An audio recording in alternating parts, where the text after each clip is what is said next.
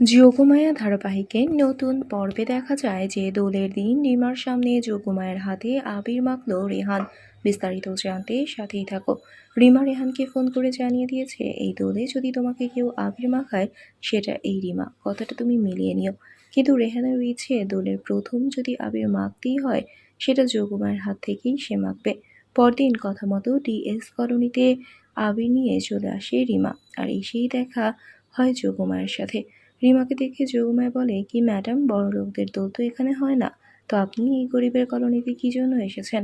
কথাটা শুনে যায় রিমা এবং রেগে চলে যায়, জানিয়ে দেয় তোমাকে কৈফিয়ত দিতে আমি বাধ্য নই। জানতে চাই কলোনিতে রেহান কোথায় থাকে। যোগমায়াও গুরুত্ব না দিয়ে গলিটা দেখিয়ে দেয়। ঠিক তখনই সেখানে হাজির হয় রেহান, আর রেহানকে দেখিয়ে আবির মাখাতে এগিয়ে যায় রিমা। সাথে সাথে হাতটা ধরে ফেলে রেহান, আর রেহানকে আবির মাখানোর আগেই রিমার হাত ধরে ফেলে যোগমায়ার হাতে প্রথম আবির মাখল রেহান। তো বন্ধুরা, কি হবে এবার? এক্ষুনি একটি লাইক দিয়ে এবং কমেন্ট করে জানিয়ে দাও তোমাদের মতামত। ধন্যবাদ।